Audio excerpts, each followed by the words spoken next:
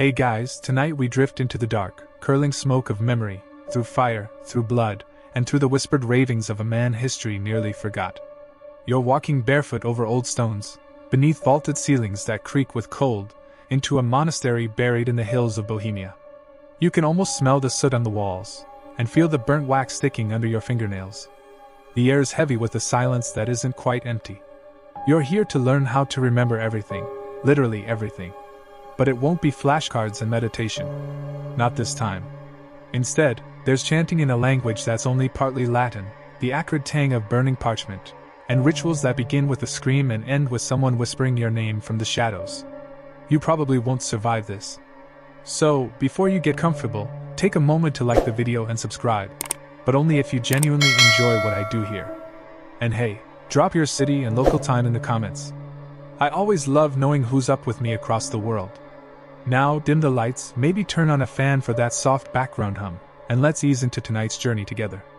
You trudge through damp stone corridors, torch in hand, guided by a half-translated map pulled from a rotting codex. You're searching for the private quarters of Brother Thaddeus, a 12th century monk, reportedly excommunicated 5 times, but somehow still allowed to stay on monastery grounds. Why? Because he remembered everything. Sermons word for word. Visitors' sins before they confessed them. Exact rainfall patterns for a decade, and the day the abbot choked on a fig and didn't die. Some claimed he was blessed. Others whispered he had made a pact. You reach a scorched wooden door carved with unfamiliar sigils. One looks like a curled tongue, another like a human eye bleeding fire. Inside, a cramped chamber lit by an ever-burning oil lamp. The walls are black with ash. And on a low table sits the Liberignus, the Book of Fire. You lift it. The leather binding is warm. Pages crackle faintly as you open it. The first lines, in a looping, erratic script, read, "Forget not what was seared into bone. Memory lives not in the mind, but in the scar." Historians still argue whether Brother Thaddeus even existed. Some say the Book of Fire was a fabrication by 17th century mystics looking to spice up their branding. But here it is, in your hands. Real. Smelling of clove and smoke and old ink. The first method he describes? Isolation and suffocation. You take the candle from the wall and enter a narrow shaft behind the chamber. It's barely wider than your shoulders. Cold sweat beads at your back. You slide downward into darkness, until you emerge into a round stone room beneath the monastery. Here, the ceiling is low, the air so thick it's almost chewy. It's the oubliette. A medieval pit meant to forget prisoners. But Brother Thaddeus repurposed it, to remember instead. He would spend hours here, sometimes days, with nothing but flame and silence. He wrote that by stripping away all light and breath, the mind turns feral, and feral minds don't forget. Every echo becomes a landmark. Every drip of water, a memory hook. You lie down on the stone.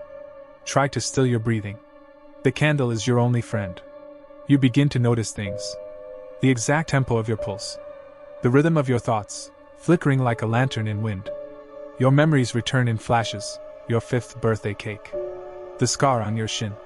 The smell of your grandmother's attic. And something else. A sound. It's not your breath. It's whispering. The oubliette plays tricks. You know that. But still, your mouth goes dry. You clutch the book to your chest and climb back up, fingers scraping stone. In your chest, your heart is a drumbeat that writes itself into your ribs. You are remembering, and not just the good things. Back in the chamber, you scribble what you saw, just like Thaddeus. The text says to do this after every burn. That's what he called it. Not a session. A burn. You begin to see why. The most curious part. A marginal note on page 4, added in another hand, shakier, older, simply reads, "This works best if you've already died once." Was that a joke? Or another piece of the puzzle? Curiously, one of the monastery's side legends speaks of a novice who was buried alive for 3 hours, only to emerge with the ability to speak backwards, fluently, in 3 languages. Another story, more likely a village myth, claims that Brother Thaddeus could describe your dreams before you even fell asleep. He supposedly memorized the Sin-Eater's confessions, then made him forget them. You sit beside the smoldering oil lamp. Something creaks behind the wall, maybe just the monastery settling. Maybe not. You close the book for now. But the ash that's smeared on your palms? You don't wipe it off. The monk never did. Because memory, he claimed, is a fire. It must be fed. You don't sleep much after that. The stone cot in the monk's chamber groans when you try to lie down, and the flicker of the oil lamp dances just wrong, shadows forming outlines of things you don't remember inviting into the room. Still, when dawn breaks, at least what passes for dawn through the monastery's narrow, moss-choked windows, you rise with one thought pulsing behind your eyes like a second heartbeat, more. You open the Liber-Ignis again. The ink seems darker than you recall, like it fed on your dreams while you rested. The next technique is called blood recall. The instructions are disturbingly casual, beginning with, bleed a little. Then listen. Apparently, Thaddeus believed that small, controlled injury stimulated the brain's deepest vaults, what he called the chambers of crimson thought. No surprise that medieval medicine often linked bloodletting to mental clarity. Even Galen, the Roman physician whose teachings dominated medicine for over 1,000 years, insisted that bad memories could be drained, just like bad humors. You take a breath. A hesitant slice across your fingertip. Sharp. Shocking. The air feels colder instantly. And just like that, your mind flares. You remember. Not a moment. Not a feeling. You remember a name. One you shouldn't know. It starts with an E, ends in crying. And then it's gone. Brother Thaddeus wrote of memory spirals, brief flashes of knowledge that surface with pain, then vanish unless captured instantly. That's why he etched notes into his walls, candles, and skin. One part fringe mysticism, one part desperate journaling. You now understand the urgency in his handwriting. The manic loops. The fading ink from shaky hands. Historians still argue whether these rituals were real techniques or metaphors for trauma. Some liken them to early mnemonics, pain associating with specific images, encoded in the brain's threat response. But you feel this isn't metaphor. You feel it burn. The book mentions a substance, aqua sinis, ash water. Created by steeping bone ash in boiled wine. Thaddeus claimed it made memories stick, like soot on a chimney. You find a small glass vial in the corner cabinet, corked tight and labeled with a curling bee. T. Monogram. You uncap it. Smells like regret and vinegar. You drink. At first, nothing. But within moments, the stone beneath your feet begins to pulse, like it's breathing. The candlelight hums. You know things. The fifth word on page 72 of the book. The location of a missing tile in the monastery's third corridor. The name of the man who carved the book's spine, Anton of Brno, blind in one eye, smelled of pine sap. You didn't know that. Not 5 seconds ago. And yet, there it is. Perfect recall. Your mouth dries. Not from fear. From hunger. Because now you want more.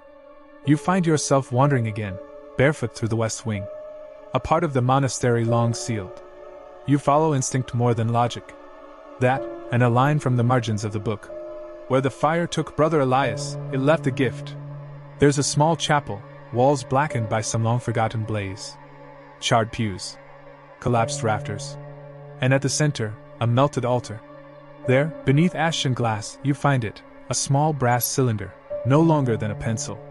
You twist it open. Inside? Rolled vellum, somehow unburned.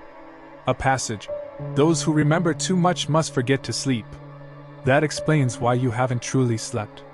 Why your thoughts feel layered now, like onion skins, each peeled back to reveal another, stranger truth beneath. Back in the monk's chamber, you light a new candle. Red wax this time, from the locked drawer labeled Caroleum.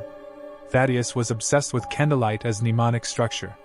Different waxes, scents, and wicks to anchor different memory chains. Red for trauma. Blue for joy. Black for prophecy. You stare into the red flame. And fall in. You're back in your childhood bedroom, but it's not right. The stuffed bear on the shelf is facing the wall. The wallpaper's too damp. You remember this night. The night the neighbor boy came over in tears, whispering that someone had spoken to him from under the bed. But you also remember now what you didn't then.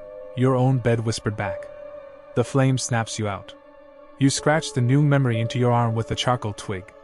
Thaddeus's method again. He called them flesh tags. Temporary memory marks until ink was available. You wince, but the image sticks. And the whispering returns. Here's the thing. Historians still argue whether Thaddeus's memory feats were real or delusional. But no one can explain the monastery's codex chamber. The one with 109 books, none of which exist in any known language.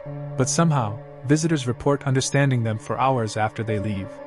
Then forgetting. You press your hand to the wall. It's warm again. Like something is pulsing behind it. The book says, memory builds upon memory until the vessel cracks. You're starting to feel that crack. And yet, you want it to widen. Outside, wind picks up. A storm rolling over the hills. The monastery groans like a waking beast. You think of the whisper under your childhood bed. It wasn't a dream. You know that now. The memory just needed fire, and a little blood. You don't notice the blood at first. It drips silently from the charcoal letters scratched into your forearm, gliding down your wrist and soaking into the wool of your sleeve. A thick, red line, like a trail marking your passage. You follow it backward with your eyes and realize it isn't the only one. More of them, leading away from the door. Someone else has bled here recently. No footprints. No echo. Just the faint smell of iron and candle wax and something older. Older than fire, older than thought. The book offers no immediate comfort. The next chapter is titled Ignition of the Imprint.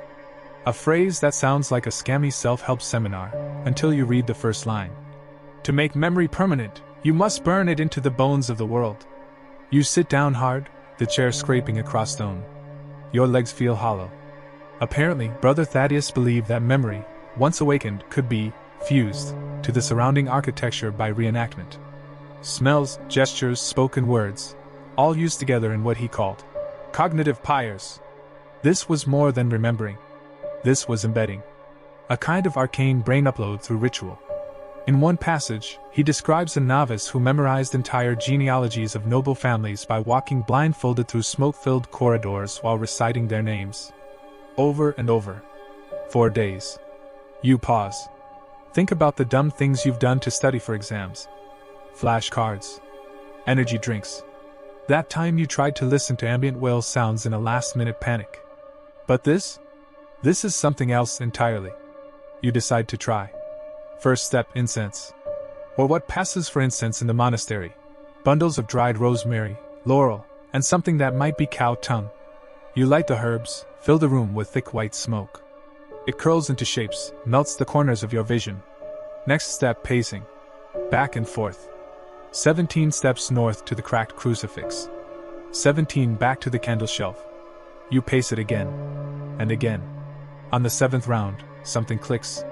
You remember a line from a book you haven't seen since childhood. You remember the feel of the paper. The shape of the paragraph. You say it out loud. It becomes real. There's a flash behind your eyes, a warmth in your chest, and for one dizzying moment, you are that child again. You are barefoot, on the kitchen floor, and someone is laughing in the next room. Someone long gone. The sensation fades. But the memory doesn't. It sticks. That's the ignition. That's what Thaddeus meant. Historians still debate the legitimacy of these so-called memory fires. Some call them hallucinations brought on by fasting, smoke, and suggestion. Others wonder if Thaddeus was an early pioneer of immersive learning, using sensory overload to encode information deeper into the hippocampus. Either way, it works. You try another. This time, it's the layout of the old city of Constantinople. You pace a circle, chant the gates aloud. Golden Gate, Chrysius Gate, Adrianople Gate. The smoke grows thicker, and suddenly the air tastes of salt and sea and lemon. You smell the harbor. You feel heat from invisible sun on your face. You taste history. The walls around you begin to hum. Faint vibrations, like a tuning fork. You're not imagining it. You touch the stone. Warm. Not just warm, buzzing. As if memories are being absorbed by the building itself. The Liber Ignis hints at this, too. Stone listens. It forgets nothing. That might explain the monastery's reputation. Why pilgrims whispered of sudden visions when they stepped through certain doorways. Why some monks clawed at the walls in the night, begging them to stop showing things. You reach the threshold of the old refectory, guided by instinct more than purpose. The room smells of burnt bread and mildew. A long table sits rotting in the middle. You recite dates, names, battle strategies from the Punic Wars. The floor creaks once. Then again. And then the laughter returns. Not yours. Not from the next room this time. It comes from under the table. You freeze. Somewhere in the book, you recall a margin note. Memory is not a hallway. It is a maze. Sometimes, what you recall will recall you in return. You kneel slowly, heart hammering in your ears. Peer under the table. Nothing. No one. Except the same brass cylinder as before. Another message inside. The act of remembering is an act of summoning. Proceed with caution. Well, that's not creepy at all. You stuff it into your coat. Back in the hallway, the smoke is thinner now. You're pacing past still etched in scuffed footprints.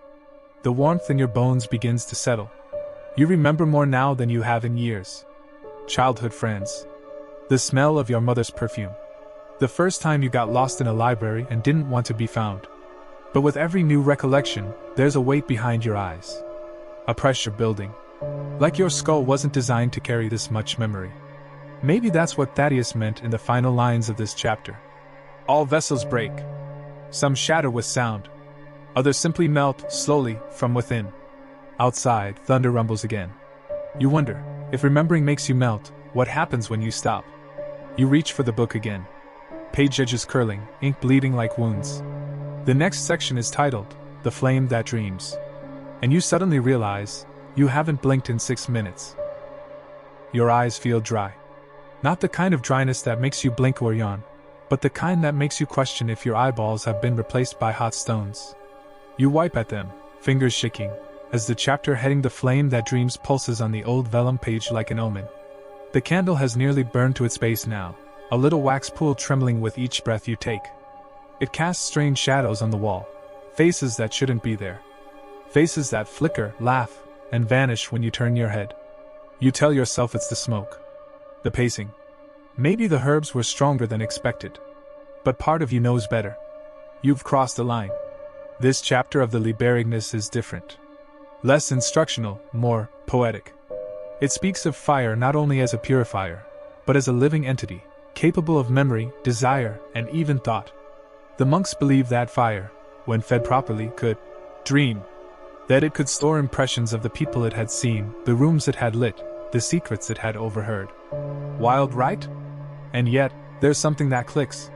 You think of the way old houses seem to whisper in the night. The way your grandmother's fireplace sometimes popped and hissed like it was trying to talk. You think of the legend that Nero watched Rome burn not with madness, but with awe, claiming later that the flames had spoken to him. Mainstream historians brush these stories off. Anthropomorphizing flame, they call it. A metaphor for grief, rage, fear. But fringe scholars, those delightful eccentrics in dusty basements, insist that fire has always been conscious. Not intelligent, necessarily, but aware. A collective dream fueled by centuries of combustion and witness. The book describes a ritual, the flame watcher's gaze. The mad monk claimed that, by staring into a fire for long enough, while murmuring memories aloud, the fire itself would remember for you. It would begin to offer back the memories it deemed worthy. Not just yours. Any memory it held. You hesitate. Then you pull the candle close. Your breath catches. Because the flame isn't dancing anymore. It's swaying. In rhythm. Not with the wind, there is none, but with your pulse. Every beat it leans. Every word it tilts. You say a name aloud. The name of a teacher you'd forgotten until now. The flame leans in. Then flickers out. And then reignites, bigger than before. You whisper more names. More memories. And the flame flickers with recognition. At one point, you think you see a shape inside it. A profile? An eye? But it's gone too fast to know. You go deeper. Eyes locked, breath slow. It begins to feed you visions. Not yours. You see a desert monastery in Syria, half buried in red sand. A monk kneeling before a brazier, chanting a language you don't know but somehow understand. You see a crowded chamber lit by torches, parchment burning in sacrifice while a figure watches with a smile too wide for a human face. You see flames licking the ceiling of a war-torn library, pages curling like dead leaves, and in the heart of it all, a single candle that doesn't melt. You stagger back. Break the connection. Your body is cold, soaked with sweat, but your mouth is dry like ash. You look at the candle. The wax hasn't changed height. Not a drop. You realize then, you've been staring into the flame for 3 hours. You look down. Another brass cylinder waits beside you on the floor. You didn't hear it arrive. You open it, hands trembling. This one's different, longer. Almost a scroll. When you burn what you love, the flame remembers. It does not forgive. Burn wisely. Or not at all. Charming! You glance again at the book. The chapter ends with a strange passage. If the fire dreams of you, it will never sleep again. You try to shake it off. Stand. Crack your neck. Your knees protest. You feel older than when you sat down. Like time itself was siphoned away during the vision. Like the fire took something. But you can't argue with the results. You remember now. Not just images, but entire pages, sensations, entire days once lost to forgetfulness. All sharp again, all back. You could recite speeches, recall maps, relive first kisses with a clarity that borders on invasive. It's intoxicating. And a little terrifying. You return to the hallway. The scent of burnt rosemary lingers. And something else. Something electric, like static in your teeth. As you turn the next corner, the temperature drops sharply. Breath visible. Your teeth begin to chatter, and not from cold alone. The corridor ahead is unlit. A space with no windows, no flame. You pull out your lighter, flick it once. Nothing. Again. Still nothing. The flame won't come. You reach instinctively for your notebook. The one you always carry for real-world ideas and grocery lists and half-written poems. You open it. The pages are blank. All of them. Even the cover has changed. Instead of your name, it now reads, "The borrowed book of your memory. Property of the flame." You blink once. Then the hallway creaks. And you swear something moves in the dark. Not fast. Not aggressive. Just aware. Watching. Waiting. The kind of waiting that implies patience. You retreat the way you came, fast but not frantic. Back to the last room with firelight. The moment the candle comes into view, you feel warmth again. And presence. As if the fire is mildly annoyed you left but relieved you've returned. The mad monk warned of this, didn't he? Once you feed the fire your mind, it gets a taste. And it wants more. That's the real trick, isn't it? You wanted to remember. And now the fire remembers you. The next chapter in the Lieberigness is titled, "Of Blood That Binds." You feel your stomach drop. The page smells faintly metallic. Not the old parchment musk like the others. This one is different. Rich. Iron heavy. Almost fresh. You run a fingertip down the edge of the page, half expecting a cut. The vellum is smooth, unnaturally so. Like skin that's been preserved too long. You don't want to ask what it was made from. You're pretty sure the answer would make your dinner regret its decisions. Still, you read. This section, you learn, is where the fire meets flesh. A confluence of two memory vessels, the monk writes. Blood holds truth. Fire reveals it. In this theory, blood acts not only as a biological function, but as a sacred ink. You, dear reader, are a walking journal, and your veins are the scribbles. It sounds absurd. And yet, somewhere in the back of your mind it clicks. You've heard of ancient warrior rites, where warriors drank the blood of their kin to inherit their strength. Mainstream history paints these stories as exaggeration, tribal bravado, or hallucinogen rituals misremembered by terrified colonists. But you remember reading about Roman gladiators whose blood was bottled and sold as a cure for epilepsy. You remember that Aztecs believed consuming the heart, the blood heart, of an enemy could pass on their courage. Even modern scientists agree that DNA contains memories of trauma. Phobias, reflexes, cravings. It's all written in the blood. So maybe, just maybe, this monk wasn't entirely mad. He offers a ritual, the Red Concordance. It requires a shallow cut. No chanting. No sacrifice. Just a binding. You prick your finger. Not because you believe, exactly. But because part of you already understands that belief is not a prerequisite for consequence. And maybe that's the real danger of curiosity. Not what it costs, but how quickly it feels like investment.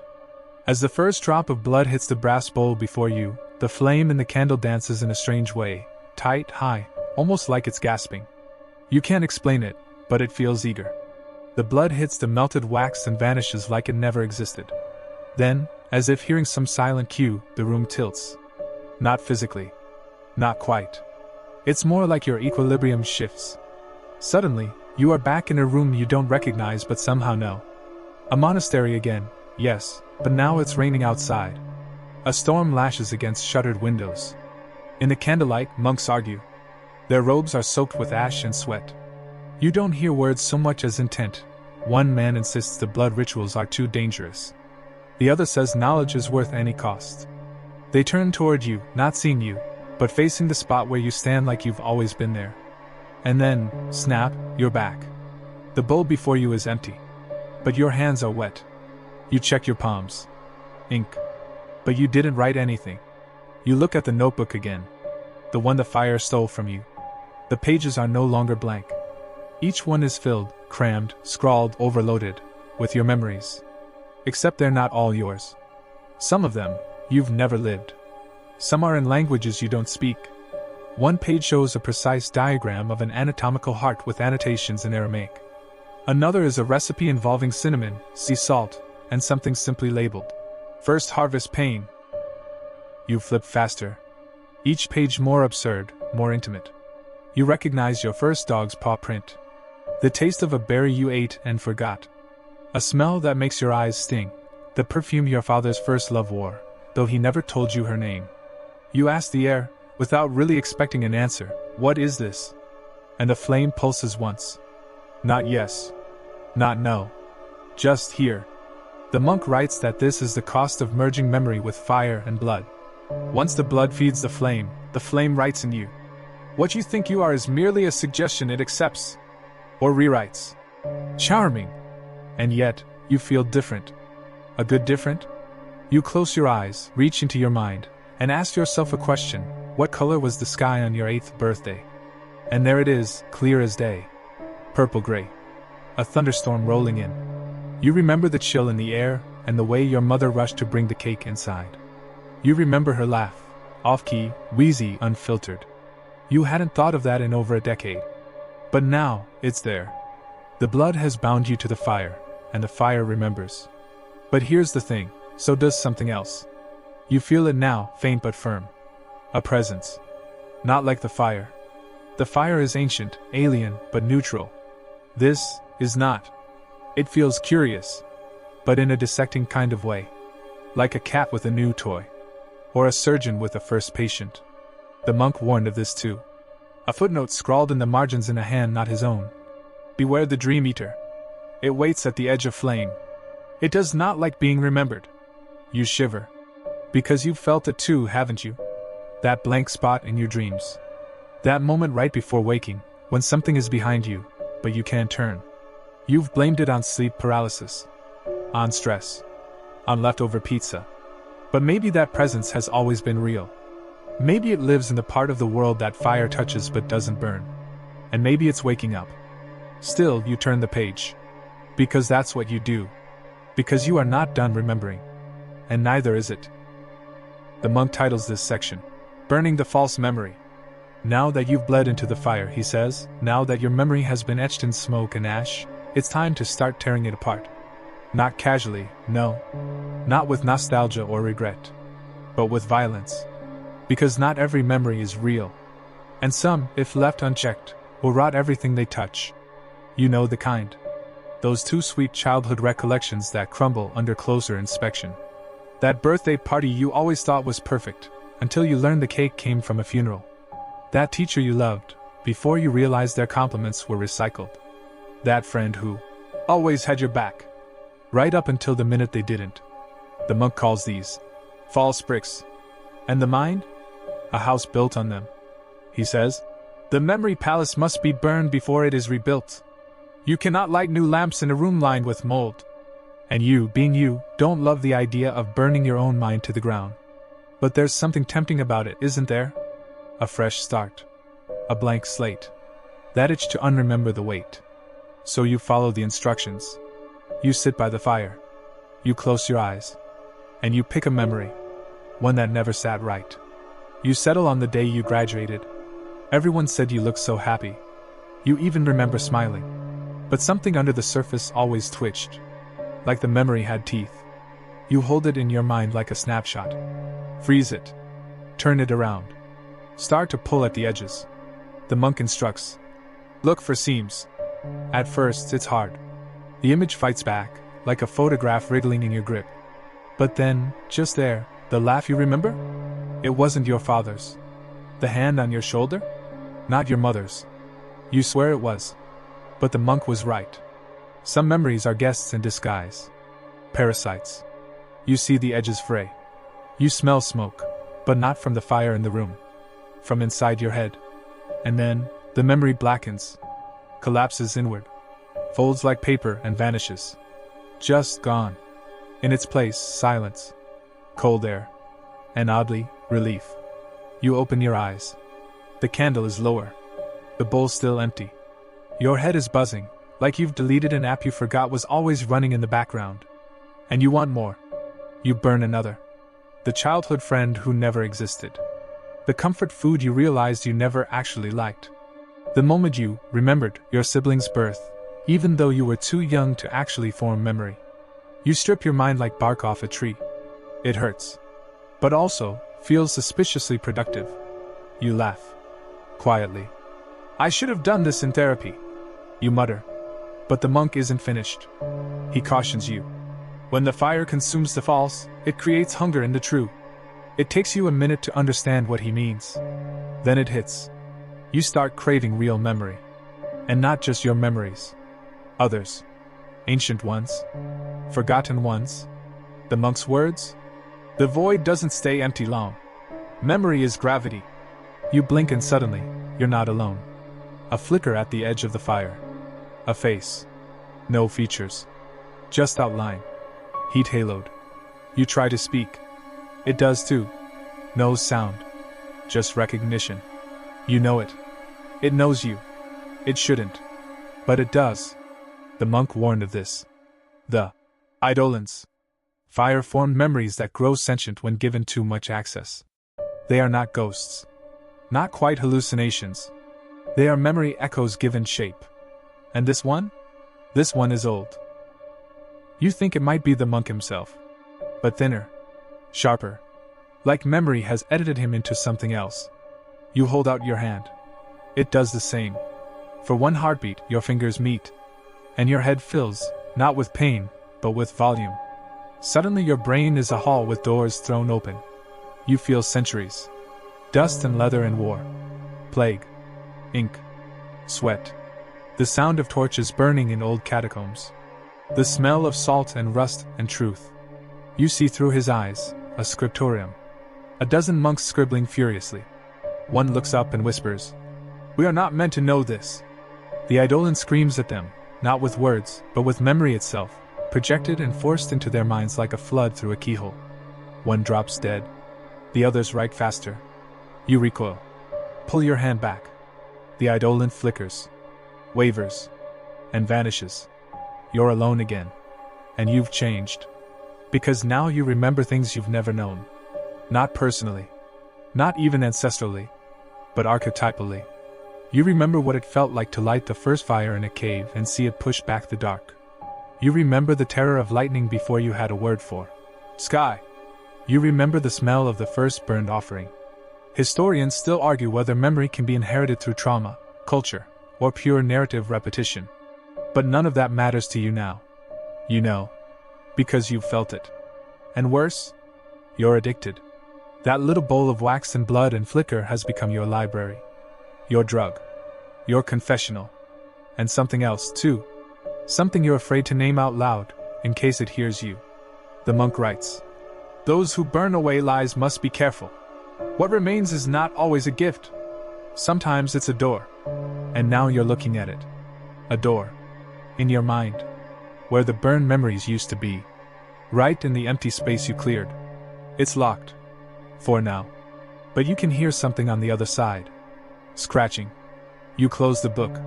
Not to stop. Just to pause. You're not sure if you're brave, or just sleep-deprived enough to keep going. Either way, you turn the page. And the fire flares. The monk says, "Now we temper what remains. After the burning, after the stripping away of falsehood, what's left behind isn't empty. It's fragile. And if you're not careful, it shatters." You sit before the bowl. The blood has thickened now, the wax clotted like congealed thoughts. You're not sure if it's yours anymore. You're not sure you care. The fire's smaller, but sharper. Like it's listening. The monk whispers from memory. A blade made of truth must still be honed. So he teaches you the next ritual. Memory tempering. It begins with repetition. Not mechanical, like flashcards and vocab drills. No, this is different. This is about embedding memory into sensation. You reach for the first memory you trust. The real one. Not flashy or dramatic. Just real. You choose your grandmother's kitchen. The chipped blue tiles. The smell of boiling ginger. That spoon she always licked before handing to you. Too hot, too fast. You used to hate it. But now it feels like gold. You repeat it in your head. Not like a story, but like a song. You hum the shape of it. The clink of spoon on enamel. The pop of oil in the pan. The scratch of her slippers on tile. You speak it aloud, slow and soft, and the fire responds. The flame sways. Shifts you. Gold orange. Memory colored. You realize this is part of the test. Not to remember what happened, but to recreate it fully, as if your mind were a theater, and every actor has to show up on cue. You call the smell. You call the temperature. You call the disappointment in your chest when she didn't have your favorite rice that day. And the monk murmurs, "Good. Now lock it." You take the memory and wrap it in a symbol. A spoon. That chipped bowl. Her gold ring with a missing stone. The symbol is your anchor. Your key. Because memories decay fast in raw form. But wrapped in a strong enough image, they calcify. They become architecture. Not driftwood. Mainstream psychology calls this the method of loci, the memory palace technique. It's used by world champions of memorization, chess players, polyglots, and poets. But here, in the firelight, it's not just clever mnemonic work. It's ritual magic. And just when you feel proud of yourself, just when your grandmother's kitchen has become a little glowing room in your mind, the monk twists the knife. He says, "Good. Now distort it." You blink. "What?" "Distort it." You hesitate. But you obey. You replace the blue tile with sand. The kitchen becomes a tent. Your grandmother's spoon melts into bone. The ginger smell becomes cinnamon smoke. And your chest tightens, because it still feels true. The monk laughs. Truth is the most flexible lie. You begin to see what he means. The memory hasn't broken. It's adapted. Transmuted. And in doing so, it's become portable. You can carry it anywhere now. Even into unfamiliar terrain. The point isn't to remember everything perfectly. The point is to retain its essence, its soul, and let the wrappings shift. Like fire. Never the same shape twice. Always the same heat. Historians still argue whether oral traditions preserved across generations ever held on to the truth, or if they evolved by exactly this process. Mutation. Myth. Compression. The monk says, the best memories aren't preserved, they're trained. So you train another. And another. You rebuild your memory palace, room by twisted room. A childhood bicycle becomes a skeletal war chariot. Your favorite teacher's voice becomes wind in a bell tower. A first kiss now happens under red lightning, while a crow watches from a ruined window. It sounds insane, but your brain doesn't fight it. It loves it. Because now your memories aren't just experiences, they're stories. And stories are sticky. Even modern neuroscience backs you up. Emotional, sensory-rich memory encoding triggers deeper hippocampal activation. We're wired to remember better when we feel more. So you push it. You take your worst memory. The breakup. The accident. The lie you told your sibling and never confessed. You shape it into a beast. Long spine, empty eyes. Fangs made of words you wish you'd never said. You stare at it. Let it breathe. Then you cage it, in a story. A forest. A blade. A hunt. You win. Barely. But you win. The pain stays, but it coheres. It's no longer loose glass in your chest. It's a stone, smooth and sharp, but yours. You laugh again. You're getting good at this. Too good? Maybe. Because something shifts. That door from before, the one in your head? The scratching has stopped. Now it's knocking. Just once. Not urgent. But definite. You pretend you don't hear. The monk tells you to rest. That memory, once tempered, must cool. You lie back on the dusty floor. Close your eyes. And in your mind, all your memories flicker, campfires of their own. Some small, some monstrous, but all anchored. You don't sleep. Not really. But something like sleep begins. And with it, something stranger. A memory you don't recognize. You're standing in a desert. Sky split by stars. No moon. In your hand, a torch. In front of you, that door. Not imagined this time. It's real. Stone. Carved. Breathing. It opens, and you step through. You don't remember stepping through the door.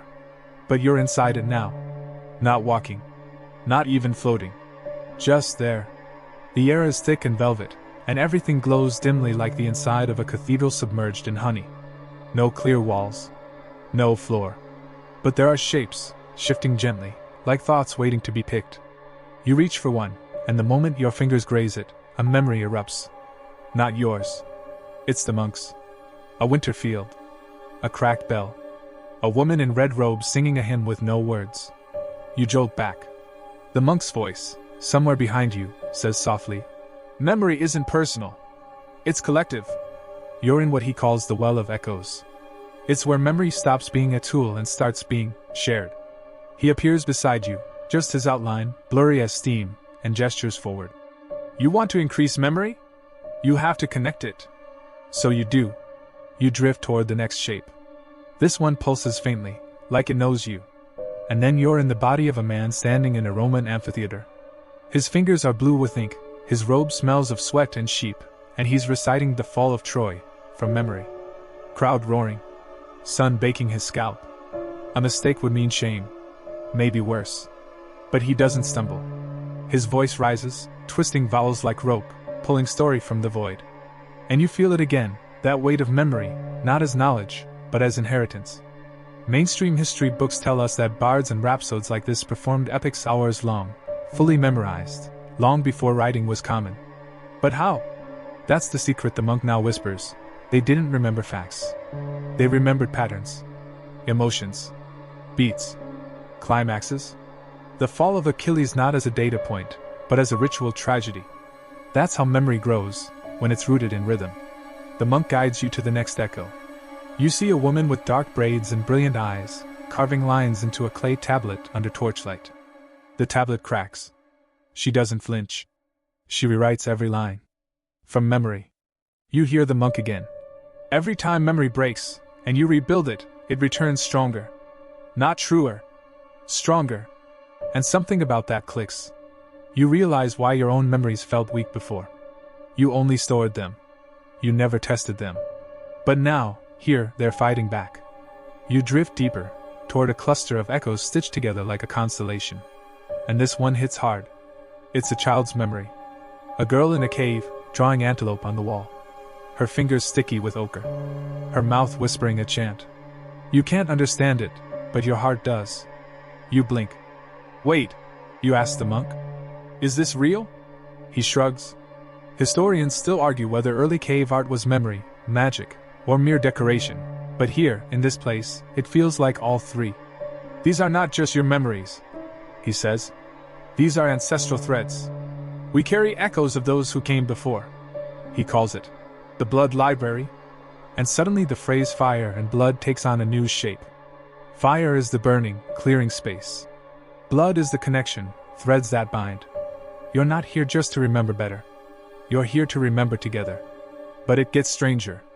You touch another echo and fall into it sideways. Now you're not seeing a person, you're seeing a tree. And you understand, without being told, that this tree remembers. The rings in its trunk are not just age, they're song. Pressure. Storm. Scar. And your hand on the bark lets you feel its history. The monk chuckles. Memory is not just human. The world records itself. You start to drown in the implications. Maybe rivers remember. Maybe stones remember. Maybe the moon does, and she's just been waiting for someone to ask. You shake your head. Too much, you whisper. Exactly enough, the monk replies. You start to see now why most people never do this. Why most stop at flashcards and hacks and fancy notebooks. Because real memory expansion? It's messy. It means giving up the illusion of isolation. It means letting in the whole crowd, the dead, the not yet born, the things that never had names. But once you see it, you can't unsee it. And here's the twist, your own memories are now part of this place. The kitchen. The song. The creature you forged from your guilt, they're here, flickering quietly. Permanent. And accessible. It hits you like a chill. This is what the monk meant when he said, "The mind is not a vault, it's a field." And in this field, your memories don't just grow, they cross-pollinate. You recall that quirky footnote the monk once muttered. In 13th century Siberia, certain tribes would pass memory through objects, a bowl, a stone, even a patch of fur. They believed memory could live outside the body if given attention. Maybe they weren't wrong. Maybe memory is like fire in that way. It only dies if neglected. But tended, it becomes immortal. You float upward, back toward the threshold of the echo chamber. Something inside you feels heavier, but not burdened. Anchored. The monk waits. He looks older. Not physically. Just worn thinner, like someone who's let a few too many people borrow their thoughts. You ask him, "What now?" He points to your chest. You look down. There's a symbol glowing faintly. One you don't recognize, but feel belongs to you. He says, "That's your key now. It opens more than doors." You don't ask what that means. You already know. The field fades. The glow dims. You're back in a candlelit room. Back in the waking world. Only, you don't feel back. Not fully. Because the echoes hum behind your eyes. And the monk is smiling. You sit very still in the dim candlelight. The symbol on your chest, glowing just a moment ago, has faded, but you can still feel it, like a phantom warmth beneath the skin. You wonder if it's really there, or if your mind has started doing tricks, playing with memory the same way your body plays with shadows in a flickering room. The monk is nowhere to be seen, but his presence hasn't left. It lingers in the corners, in the way the air seems to bend around silence now, like the room itself is listening. You step forward, not because there's a door, but because you remember one. And in this place, memory makes architecture. The corridor stretches ahead. You don't recall walking down it before, but you know the pattern: 3 turns, then the staircase. It's not knowledge, it's imprint. Like the path is written on your nerves. You descend. Your hand brushes the wall, tracing grooves. Deep, deliberate ones. You recognize them now, mnemonic carvings, just like the monk described. The kind carved by medieval scribes to help retain long texts before paper was reliable. Some were runes. Some were nonsense. But each line, each angle, had a story. Or a jolt. Or a burn. A flicker of recognition hits. You're inside the monk's own palace of memory, not the clean modern kind with pegboards and color-coded rooms. No, his is feral. Carved in hurt and fire and ancient sweat. At the bottom of the stairs, there's a gate. A real one this time. Iron bars, rusted and thick, wrapped in roots that pulse faintly like veins. There's no lock. Just a choice. You press your palm to the metal. It sears. Memory, the monk once said, requires cost. The stronger the memory, the sharper the price. You don't pull back. You push harder. The gate swings open, not outward, but inward, into a round chamber lined with objects. Familiar ones. Horrifyingly so. The spoon from your childhood kitchen. The charm bracelet you lost in a public pool. A notebook you never finished. A red shoelace. A broken cassette tape. These are your memory totems. And this, the monk calls the chamber of binding. He appears again, this time slouched in a chair, sipping something dark from a cup that never spills. "This is the part most people skip," he says. "They want the gains without the anchors. But memory isn't a race, it's a tether." He tosses you something. You catch it. A candle stub. The exact kind you used to keep under your pillow as a child. You didn't know why then, but now, holding it, the smell alone brings everything back. The dreams. The fever. The sound of thunder that wasn't thunder. "You remember?" he asks. You nod. "Good. Now bind it." You hesitate. "How?" He smiles with too many teeth. "Blood, of course." You glance at your hand. The palm still burns from the gate. A perfect circle of red. You press it to the candle. The wax absorbs it, greedily. And suddenly, the candle shines, briefly, before vanishing. But its warmth lingers, curling into your mind like smoke. That memory is no longer just a memory. It's locked in. Available. Unshakable. Binding. That's the secret, he says. All the best mnemonic systems, whether ancient Greek loci or West African grot chants, used objects. Anchors. Tokens. They didn't memorize the fact. They bound it to something real. Even today, soldiers use chants, pilots use mnemonics, children use songs. And the reason isn't just ease, it's permanence. Songs echo. Rhymes lodge. Objects witness. Historians still argue whether early shamans actually believed their memory objects could think, he says, staring at a coin he won't explain. But belief isn't the point. Function is. You move from object to object. Each one a story. Each one costs you something. A pinch of warmth. A drop of breath. Once, a forgotten tear. But as you move, you grow heavier. Not with burden, but with presence. You are not just a person anymore. You are a library with feet. The monk, watching, raises a brow. You've gotten strong. But strength without madness is dangerous. You blink. Shouldn't it be the other way? He laughs. You think memory is a sane practice? Tell that to Solomon Shershevsky, the Russian mnemonist who couldn't forget anything. He lived in chaos. A name would become a smell. A number, a parade of colors. By the end, he was crushed beneath his perfect recall. The monk stands now, slower than before. There's one more room, he says. Most don't open it. But you must. He doesn't lead you this time. He waits. You walk the spiral corridor that blooms behind the chamber like a nautilus shell. With every step, the air thickens, not with fear, but with memory that isn't yours. You smell funeral flowers. Hear a lullaby in a language that hasn't existed in 6 centuries. You feel a broken promise on your tongue. Then, the final door. No handle. No carvings. Just a smooth black stone, cold to the touch. This is the unbinding room. You're supposed to leave something here. Something you want to forget. The monk once called it the dangerous luxury. Most memory adepts, he said, never use this room, fearing what will fill the vacuum left behind. But sometimes, to remember better, you must also let go. You think about the thing. The face. The phrase. The night. You let it form fully. Then you whisper it. The door absorbs the word. The stone shudders. Then settles. It's gone. Not just hidden. Erased.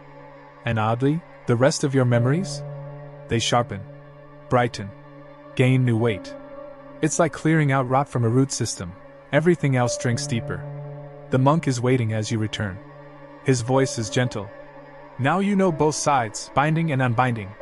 Memory isn't a hoard, it's a current. You step into the candlelight with him. He nods toward the next corridor. And you don't hesitate this time. Because now, you carry your memory like fire. And you've bled for it. The corridor beyond curls like smoke.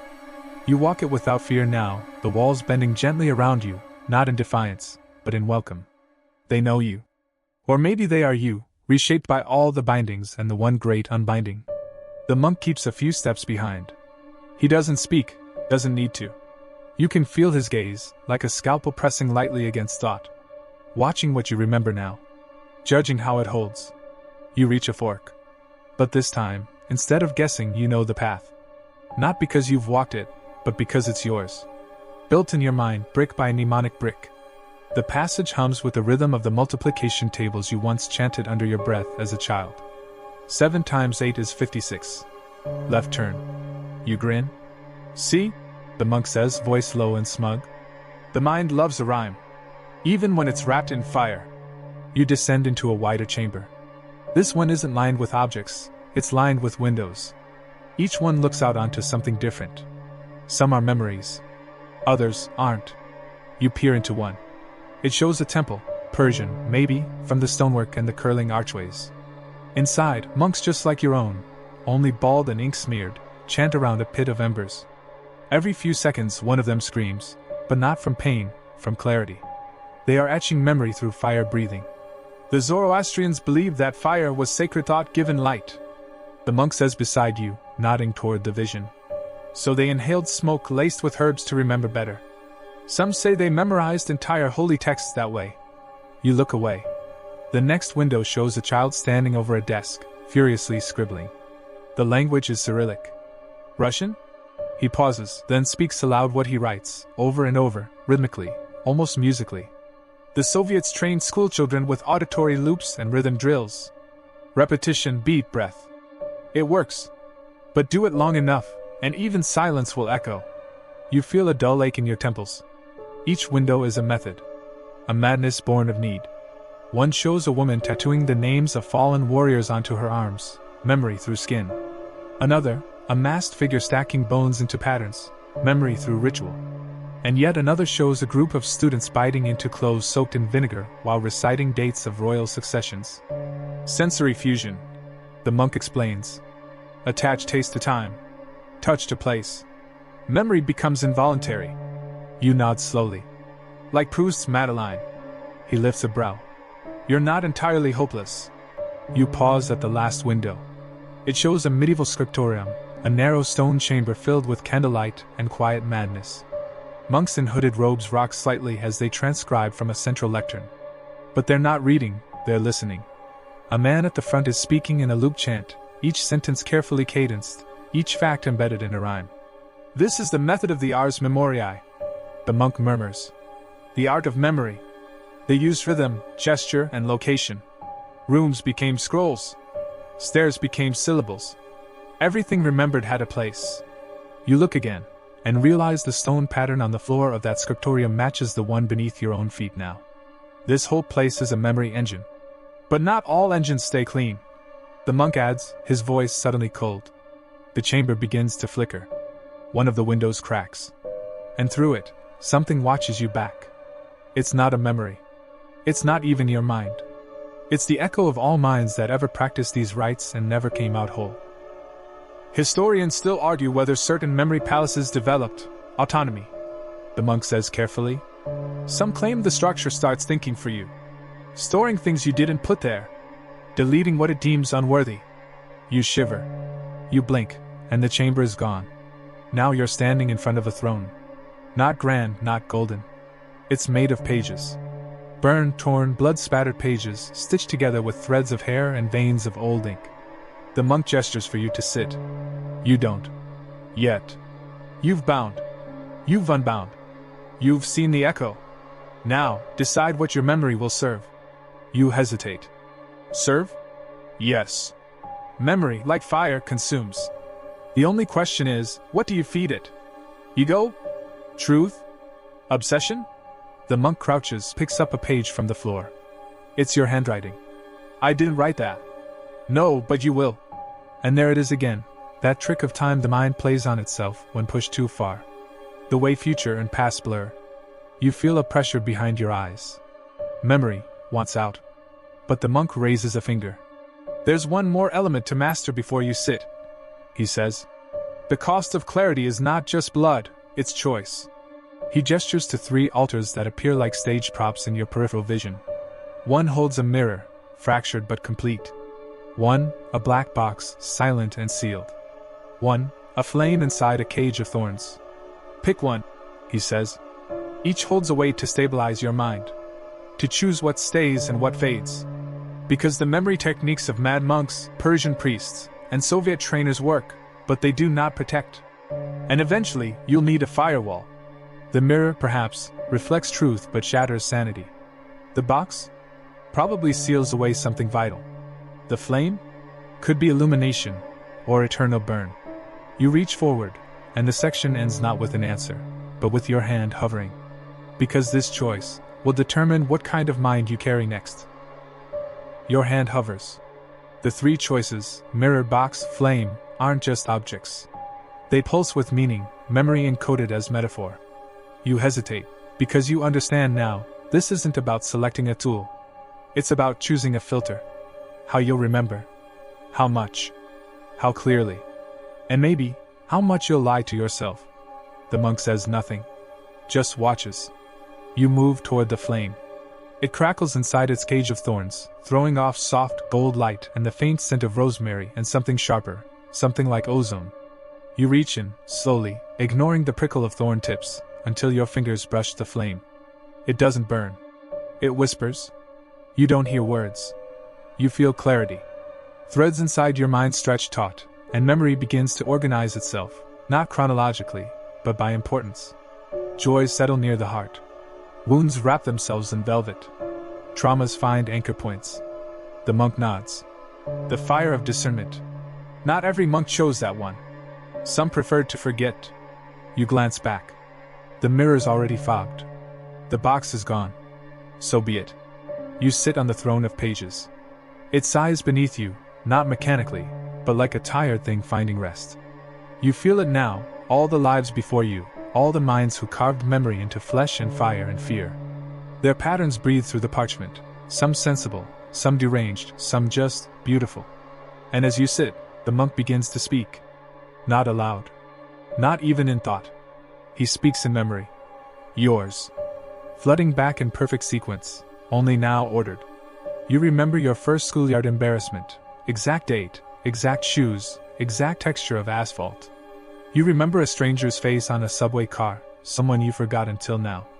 You remember the words you whispered in sleep during a fever dream at age 9, words that make more sense now than they should. This is not recall. It's reconstruction. The Byzantines trained palace scribes to memorize trade routes and diplomatic protocols by placing them in rotating dark rooms. The monk says calmly. Each route mapped onto a candle's flicker. Each decision burned into the wax. You've just built your own rotating darkness. He walks in a slow circle around your throne. You try to follow him with your eyes, but his shape blurs at the edges, like a thought almost forgotten. Mad monks often use fire for this reason. He continues. Not to destroy, but to reduce. To ash, yes, but ash is memory's cleanest form. Stripped of noise. Just the outline of what matters. A pulse moves through the floor. And then, a door appears. But not like the others. This one's inside you. You know where it is. It's not a hallucination. It's a schema, a place your mind now recognizes. A repository. You've unlocked your inner scriptorium, the monk whispers. A mental vault. Not of facts. Not of trivia. But of connection. You feel it then. The way that random name from 3 weeks ago links to a dream you had 5 years ago, which echoes something you read as a teen in a second-hand book that smelled of lavender and mildew. All of it fits. It's dizzying. You try to stand. You can't. The monk kneels beside you. Memory at this level has a cost. Neurologists still argue whether extreme mnemonic ability hijacks the brain's default mode network. You may never daydream the same way again. He's not wrong. You try to let your mind wander, and it snaps back. Every path loops to another stored thought, another encoded image. The palace you built isn't just real. It's now in charge. A chuckle escapes him. Welcome to the labyrinth. You want to argue, but the images start up again. A Vietnamese student in the 1800s walking backwards while chanting poetry, a method believed to embed lines deeper. An Egyptian priest of Thoth, blindfolded, drawing maps of the sky and sand by feel. A 1980 CIA project using synesthetic triggers to implant false memories and double agents. Grapefruit plus polka equals fake extraction protocol. Wild stuff. You blink and realize you've forgotten to blink. I need to rest, you whisper. There is no rest here. The monk replies, but he offers you a smile. Only rhythm. He claps his hands once, and the room dims. Soft percussion rises, not loud. Just a steady beat. Like a heart. Or maybe a ticking metronome. Your body sways. You want balance? The monk says. Then learn this: memory is breath. Inhale to absorb. Exhale to remember. You start to breathe to the rhythm. And something shifts. Your thoughts slow. The vault in your head doesn't vanish, it settles. Like dust on a floor finally untouched. Order returns. You feel the pressure ease. There. You've begun the final phase. He steps back. A scroll appears on your lap. Blank. You write now. Not with pen. Not with hands. But with choice. You understand. You don't have to remember everything. That's not power. That's weight. True mastery is knowing what to keep and what to let burn. You close your eyes. A list begins to form, not in words but in pulses. Things you need to hold. Moments you want to keep. Names. Laughs. Smells. Regrets that taught you something. One more deep breath. The scroll glows faintly. The monk's voice returns, but distant now. You've done what few have. Taken memory not as mirror, not as box, but as fire. And still remained. You open your eyes. You're alone again. But inside there's a library. No dust. No cobwebs. Just light, shelves, and rhythm. And silence, not emptiness but peace. You remember everything that matters. You don't walk through a door this time, you unfold into the next space. Not physically, but mentally. Your perception turns inside out, and the library within you expands, stretching into corridors of thought that didn't exist seconds ago. This isn't metaphor anymore. It's architecture. Your architecture. Shelves line the walls, some filled, some blank. One of them flickers like a corrupted file. Another drips with what looks like ink but smells like chamomile. You're standing in your own mnemonic cathedral now. And the monk? He's inside, leaning casually on a ladder. You're still holding too much, he murmurs, flicking a floating book with one nail. It spins, then vanishes into sparks. Let's talk about pruning. You squint at him. But memory is knowledge. Isn't more better? He just grins, tilts his head.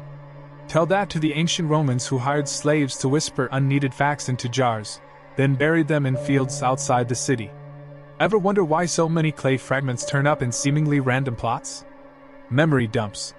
There's a beat of silence, then the whispery echo of ancient voices, Latin syllables trapped in clay, murmuring under phantom soil. You shiver. Historians still argue whether this practice was real or symbolic, he adds. But doesn't matter. They believed in it. And that belief shaped how they remembered. Or didn't. He gestures. One of your memory shelves peels away, revealing a trapdoor. You hesitate. It feels heavy. You have to let go, he says, softer now. Not erase. Just relocate. Out of the foreground. You kneel. You reach. And as your fingers touch the trapdoor, memories surge up. The time you misspoke in front of a crowd, and someone laughed. The half-forgotten jingle that worms its way back every time you're trying to concentrate. That phone number you memorized in 8th grade. Still there. Still useless. With effort you open the door. A rush of cold air escapes, scented like cedar and salt. You tip your head forward and begin to pour. Not the memories themselves, but the weight of them. You watch them spin down into the dark, still accessible, but no longer present. The monk smiles as you work.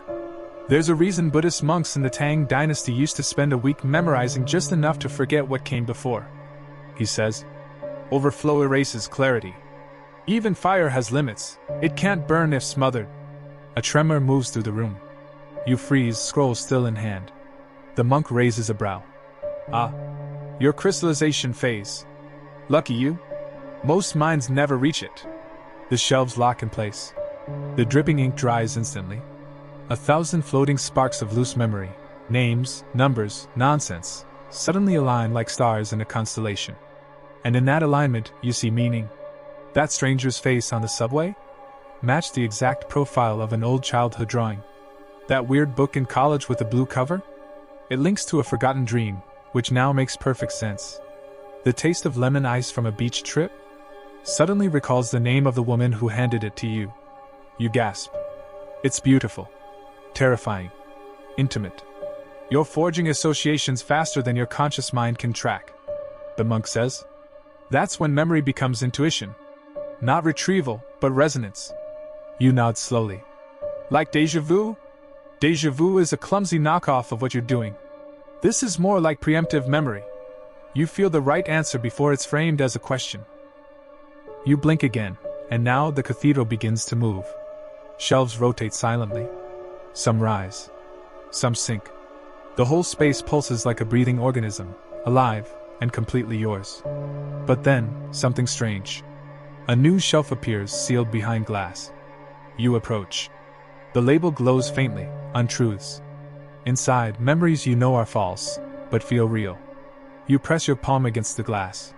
The monk appears at your side. Somber. Everyone has these, he murmurs. Fabrications, misremembered moments, rewritten histories. Not lies. Just edits. The glass warms under your hand. You see, the memory of your parents' first fight. But wait, weren't you too young to understand words at that point? That time you swore you aced a test, only the records show you failed. The day you met someone who instantly seemed familiar, even though they weren't. These are your narrative patches, the monk says. Little fictions that made the chaos livable. You look at him. Should I erase them? He hesitates. Historians still argue whether false memory is a bug or a feature. Some say it protects us. Others believe it dilutes truth. But here's the secret. Memory doesn't care about truth. It cares about continuity. You nod slowly. So you leave the shelf. Preserved. Visible. But untouched. As you walk away, you whisper, "Even my false memories deserve a place." The monk bows slightly. And the cathedral dims again. This time, not into silence, but into focus. Your breath steadies. The rhythm returns. Inhale, exhale. Absorb, remember. Forget, forgive. You sit again on your throne of pages. But now, it's not a throne. It's a home. You feel the structure settle around you. Every laugh, every mistake, every fact about Mesopotamian tax codes and Mongolian war drums and the scent of your grandmother's hallway. All of it. Yours. Arranged. Accessible. The monk watches you. You've almost completed the cycle, he says gently. But there's one test left. And it won't come from me. You glance toward the shadows. And something moves. Something familiar. Something forgotten. You brace yourself as it steps forward. And you realize it's you. You don't move. You can't move. Because the figure that steps from the edge of your memory cathedral, its silhouette carved in flickering thoughts and candlelight, is unmistakably you. But older. Or maybe younger. Or maybe the version of you that never happened. They wear your face, only their eyes are pale and burning like backlit paper. Their stance is confident in that eerie way someone walks in a dream, where every step feels like it already happened. You try to speak, but your voice is still seated in your chest. The other you tilts their head. "You've built a magnificent engine," they say, voice half whisper, half smirk. "But do you own it?" The monk watches silently from the ladder, arms crossed. The other you continues. "Because here's the truth you've been dodging like a Latin declension drill. You're only as strong as the story you believe." You swallow. They pace. See, ancient shamans in Siberia didn't just memorize chants. They became them. Not by accident. By design. They burned their former identity on altars of blood and salt so their memories could reroute into new mythologies. A gust of wind, no emotion, passes through you. The cathedral pulses again. One of them, the other you adds, was said to have survived 9 deaths, simply by forgetting which one was his last. You're not sure if that's metaphor, but it feels real. Historians still argue whether this shaman's body was ever found. They add, almost bored. What matters is that his mind outlived him. You blink hard. And then you understand. This is your test. Not a fight. Not a riddle. A confrontation with the stories you've told yourself too many times. The ones carved into your mental stone without question. The other you stops pacing. You say you want perfect memory. They say. But do you really want to remember everything? The cathedral begins shifting again. Not collapsing, but reorganizing under pressure. You hear old voices echo up. Teachers who called you lazy, friends who moved on, moments when you forgot a birthday or a face or someone's middle name at the wrong time. Here's the twist, they whisper. You don't need perfect memory. You need selective allegiance. You raise an eyebrow. Selective to what? They grin. To the version of yourself that's still evolving. Not the one that calcified in yearbook quotes or job interview answers. The walls shimmer. The monk finally speaks. Do it. You reach forward and touch their hand. And immediately, your own skin flares with images. Not just memories. Potential memories. You in a decade, speaking 5 languages fluently. You waking from a dream and solving a problem that's haunted you for years. You training your memory not through torture, but through rhythm, rest, and ruthless editing. It hurts. A little. Like stretching a joint that's never been used. But it's real. You feel every future version of yourself press gently into your spine. The other you smiles, and then begins to fragment, like a hologram receding into code. You pass, they say, voice growing faint. Because you asked the only question that matters. What question? You breathe. But they're gone. Only their echo remains. Which story is worth remembering? The monk sighs, pleased. From behind you, A series of clicking gears begin turning, like a vault unlocking. He gestures again, and the floor under your feet rises.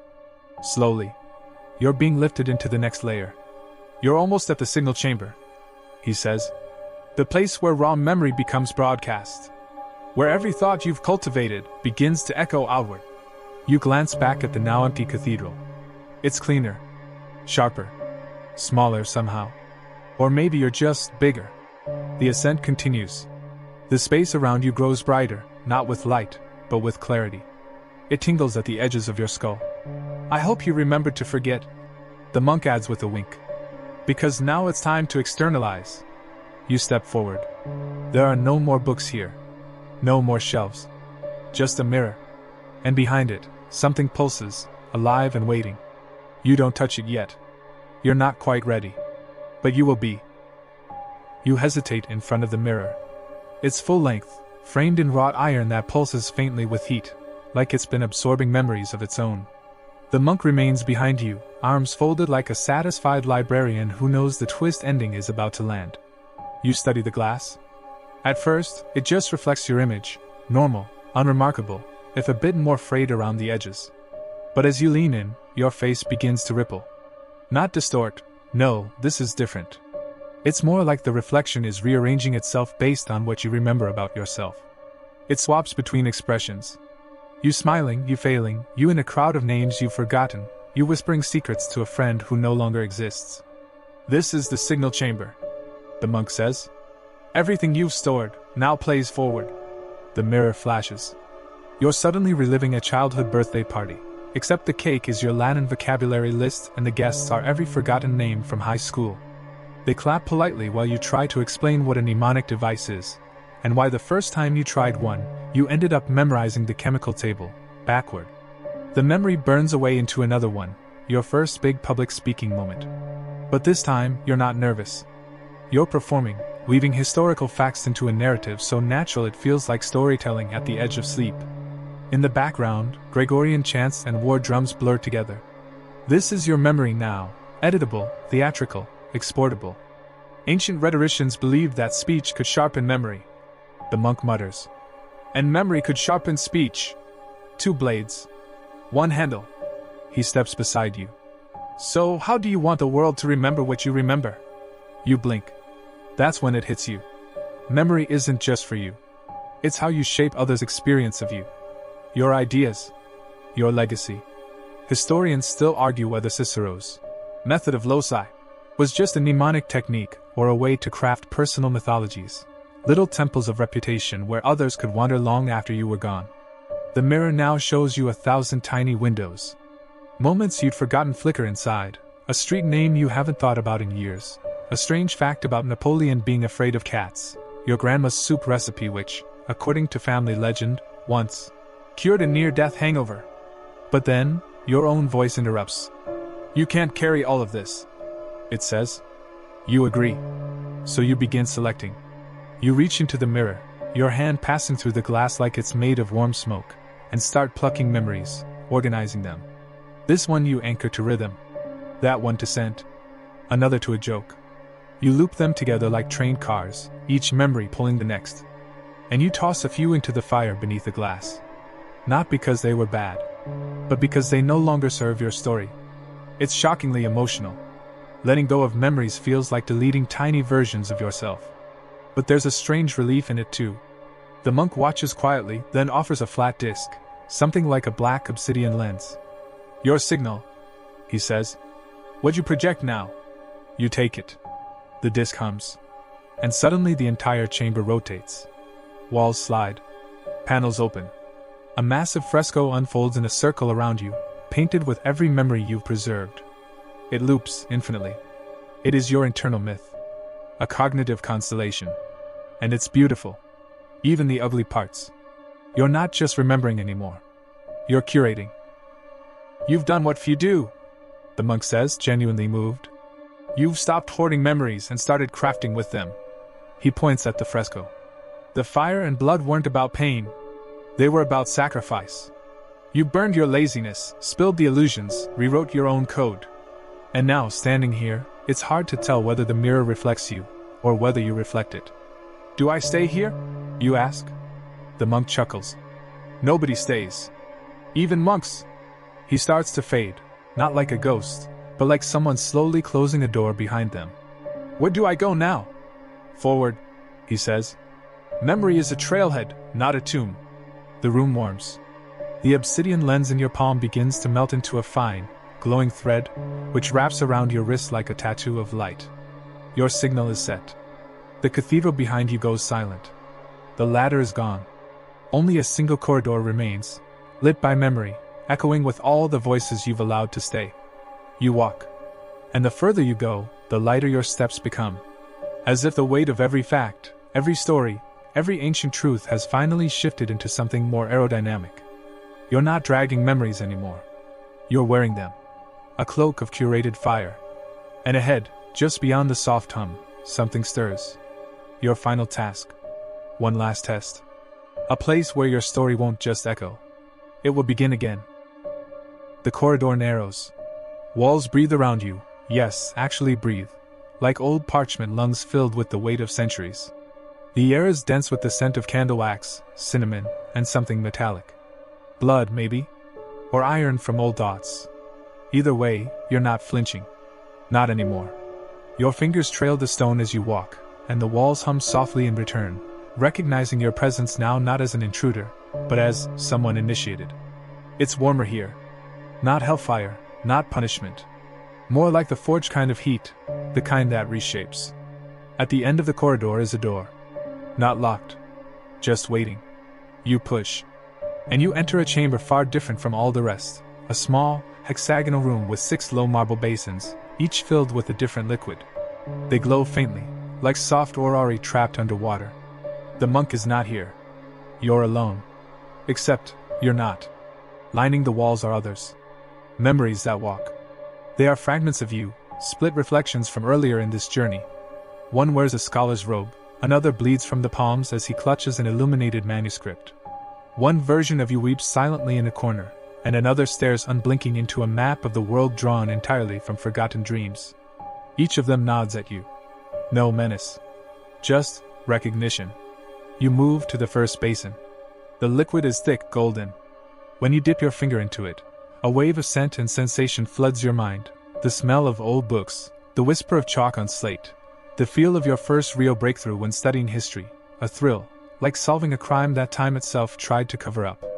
The monk's voice returns, a whisper now inside your thoughts. This is the elixir of retention, he says. You take this when you want something to stay.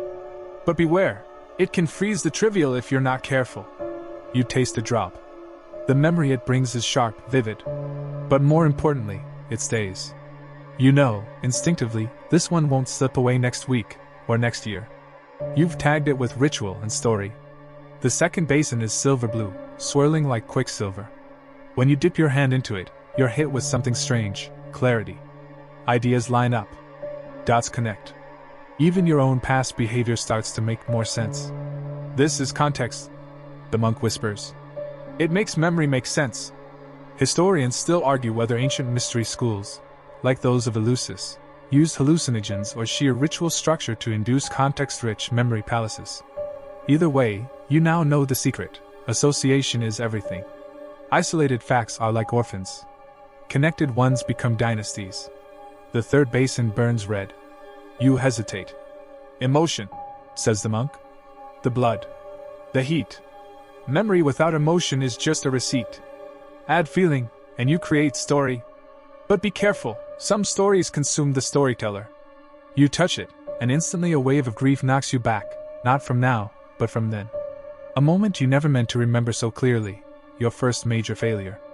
The thing you buried. But it doesn't destroy you. Instead, it sits beside you quietly.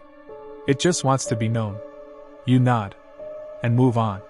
The fourth basin is filled with darkness, liquid like ink. When you reach in, you can't even see your fingers. But when you withdraw your hand, it's wet with night and starlight. And you know this is the memory of dreams. Forgotten ones. Ancient ones. Ideas you didn't know were yours. Sleep, the monk whispers. Where memory consolidates. And where fire turns into light. The fifth basin is empty. You blink. Confused. No, the monk says. It's full. But only if you bring something to it. You exhale. Then pull out that glowing thread, the signal he gave you back in the mirror chamber, and let it drip into the basin. Light flares. Your own symbol forms in the basin's surface. A visual language representing everything you now know, everything you carry, and everything you've chosen to remember. It's beautiful. And now, only one basin remains. The sixth. It's crystal clear.